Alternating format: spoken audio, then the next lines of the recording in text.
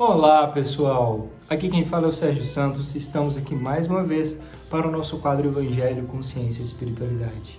E para nós iniciarmos as nossas reflexões, façamos a nossa prece.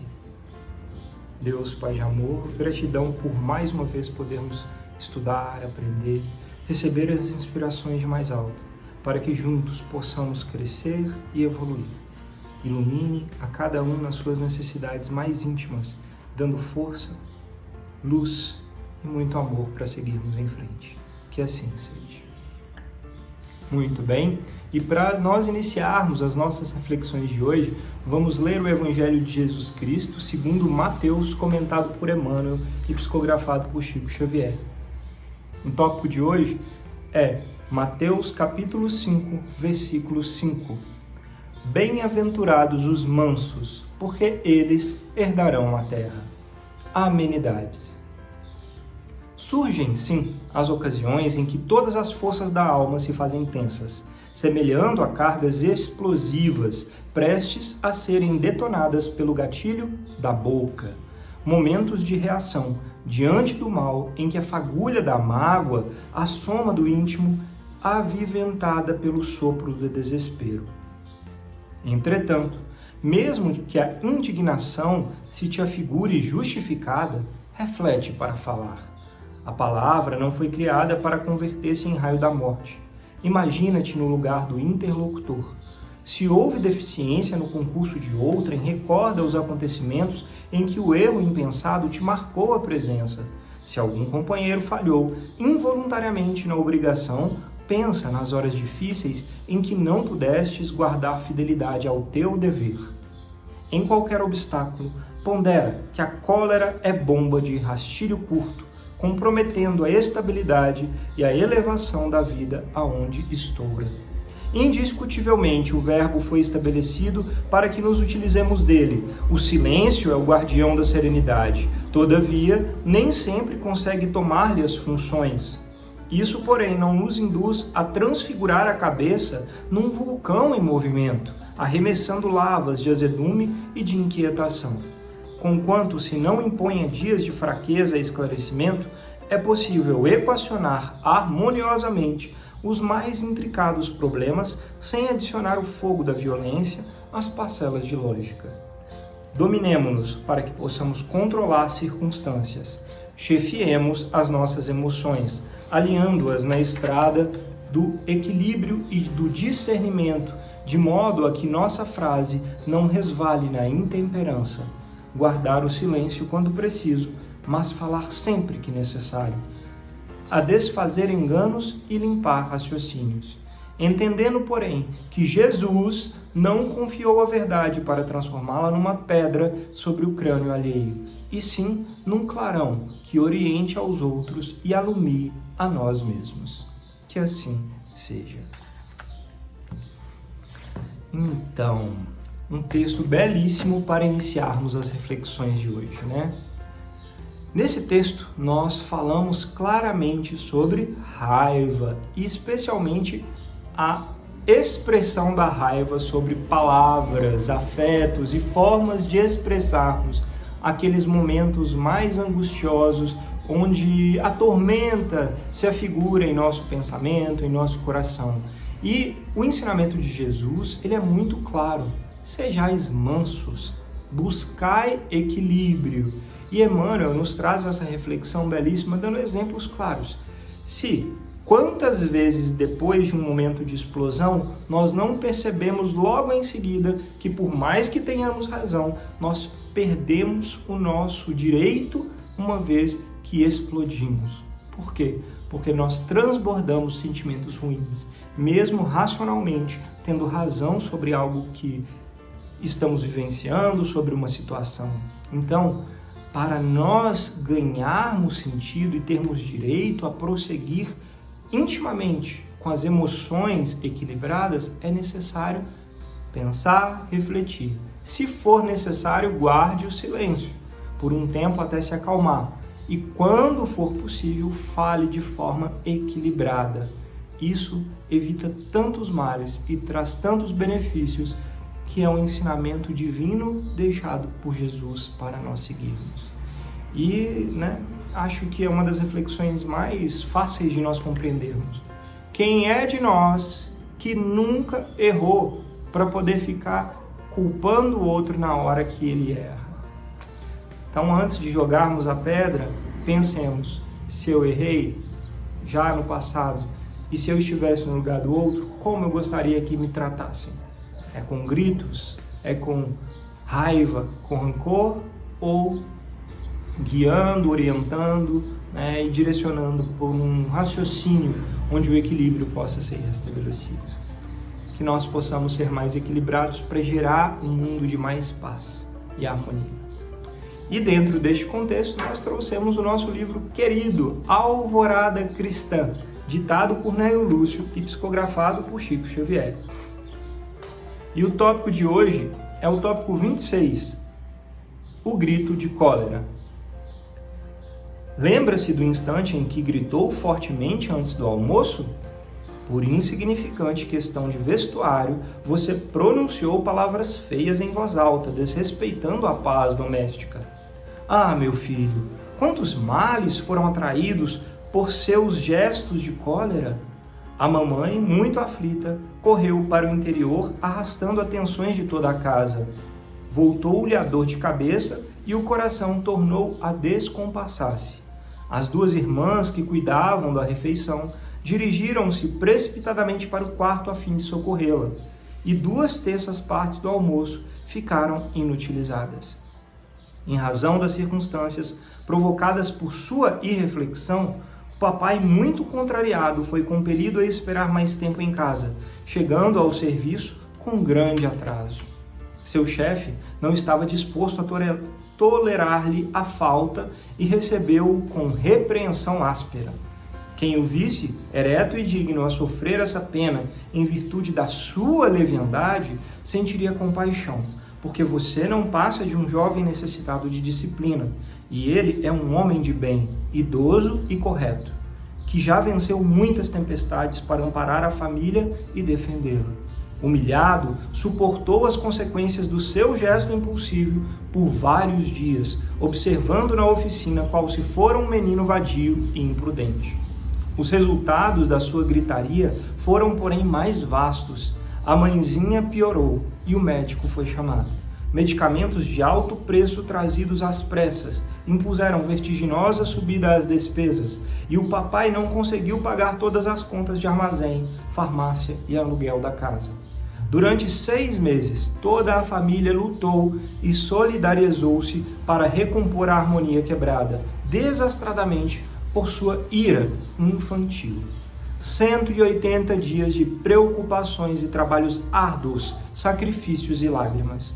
Tudo porque você, incapaz de compreender a cooperação alheia, pôs-se a berrar inconscientemente, recusando a roupa que lhe não agradava. Pense na lição, meu filho, e não repita a experiência. Todos estamos unidos reciprocamente no meio de laços que procedem dos desígnios divinos. Ninguém se reúne ao acaso. Forças superiores impelem-nos uns para os outros de modo a aprendermos a ciência da felicidade no amor e no respeito mútuos. O golpe de machado derruba a árvore de vez. A ventania destrói o ninho de momento para outro. A ação impensada de um homem, todavia, é muito pior. O grito de cólera é um raio mortífero que penetra o círculo de pessoas em que foi pronunciado e aí se demora indefinidamente, provocando moléstias, dificuldades e desgostos. Por que não aprende a falar e a calar em benefício de todos? Ajude, em vez de reclamar. A cólera é força infernal que nos distancia da paz divina. A própria guerra que extermina milhões de criaturas não é senão a ira venenosa de alguns homens que se alastra por muito tempo, ameaçando o mundo inteiro. Que assim seja. Eita! Que texto profundo, né? Muito didático e profundo. Como nós refletimos na leitura do Evangelho. Um momento de ira por causa de uma roupa, de um estresse e uma gritaria. Gerou reflexos na mãezinha que já era doente e piorou e teve que ser socorrida com mais custos e médico. O pai que atrasou para o trabalho e sofreu consequências graves por muito tempo. As irmãs que deixaram as comidas se perderem no fogo enquanto atendiam e socorriam a mãe. E tudo por um momento de ira que gerou percalços para a família por 6 meses. Esse exemplo é um exemplo didático, mas e nós? Quantas vezes eu já, por motivos diversos, com a cabeça cheia, cansado, acabo não conseguindo deixar de elevar o meu tom de voz, às vezes sem nem perceber, e acabo quebrando uma harmonia de uma pessoa, do lar, da família, e quantas intemperanças e problemas isso pode gerar. No trabalho, isso pode ser ainda mais grave, porque pode afetar drasticamente outras pessoas e várias outras famílias, além de todo o ambiente de trabalho, comprometendo até mesmo o emprego de pessoas que necessitam. Então, qual é a reflexão final sobre isso? Sejamos mais prudentes, pensemos antes de falar. É um exercício difícil? É. Mas é só treinando que a gente passa a ter autocontrole, para aprendermos que tudo que nós falamos e fazemos gera consequências. Tudo de bom que emitimos em algum momento retorna, e tudo de ruim, toda energia pesada que também emitimos, volta para nós e para a nossa vida. A colheita é livre, a colheita é obrigatória, mas a semeadura é livre, né? Então, que nós saibamos o que estamos plantando hoje, com pensamentos, palavras e ações, porque amanhã nós vamos ter que colher. E se não gostamos do que colhemos hoje, saibamos que para colhermos algo melhor, muito melhores sementes precisam ser escolhidas. E isso é em cada pequena ação. É controle, esforço, tentativa, esforço, todo dia, porque ninguém aqui nessa terra está pronto, feito ainda. E dentro deste contexto, falando sobre raiva, ira e rancor, nós trouxemos um artigo científico que tem suas várias citações, contestações, mas o nosso objetivo é refletir sobre ele, cujo título é o seguinte: Efeitos da intenção distante na formação de cristais de água. Uma replicação triplamente cega. Esse artigo científico foi publicado no Journal, ou na revista que tem como título Journal of Scientific Exploration, que quer dizer Jornal da Exploração Científica, pelo primeiro autor Dean Radin e pelo último autor Takashiji Kizu. Bem, basicamente, esse estudo foi feito com pessoas que teoricamente não viram ou não sabiam que garrafas de água estavam colocadas em determinados ambientes sobre determinadas condições. Um terceiro, em que a pessoa que analisava não sabia quem é, ia lá e emitia emoções, palavras pesadas. E em outro, emoções e palavras boas. E depois se analisava o formato, né, sem saber quem falou o que para qual, só no final, que uma única pessoa sabia quais eram quais, analisava os formatos dos cristais de gelos. E os cristais de gelo formado eram muito desarmônicos em ambiente onde era proferido palavras e emoções pesadas e ruins, e regular, bonito e harmônico, onde palavras e emoções boas eram proferidas. Esse trabalho teve outros similares corroborando, por exemplo, um foi feito com alimentos, salvo engano, arroz, onde falava palavras e emoções ruins e palavras e emoções boas, e um perdia muito mais rápido que o outro. O que recebia emoções negativas se deteriorava muito mais rapidamente. E nós temos, né, nas diferentes religiões, as águas fluidificadas, a hóstia que é consagrada ou fluidificada, nós temos a bênção do batismo na água e toda essa energia, porque a água é um excelente veículo de energias, tá? Isso universalmente a espiritualidade nos traz, os mentores, os anjos nos dizem o quanto a água é um bom veículo de transmutação e de guia energética. Então, essa ferramenta pode ser utilizada positiva ou negativamente, depende das nossas energias, emoções, foco e positividade para que aquilo seja direcionado para o bem. Que nós, então, possamos, com toda essa reflexão de hoje, compreender que palavras têm poder, sejam negativas ou positivas, que nós temos a responsabilidade de treinar o controle de nossas emoções e a hora certa de falar no equilíbrio, e que as ações geram consequências e nós podemos gerar consequências boas ou ruins, dependendo do nosso temperamento, energia e foco. Façamos então o nosso melhor. Façamos a nossa prece de encerramento então. Deus, Pai de amor, gratidão por esse ensinamento bendito, que a Tua luz nos guie e ilumine, que possamos fazer o nosso melhor, para o autocontrole, para o equilíbrio não só de nosso íntimo, de nosso lar, de nossa família, de nosso país, mas do nosso mundo.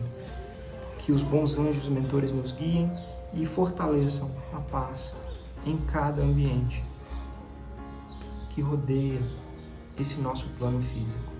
Que assim seja.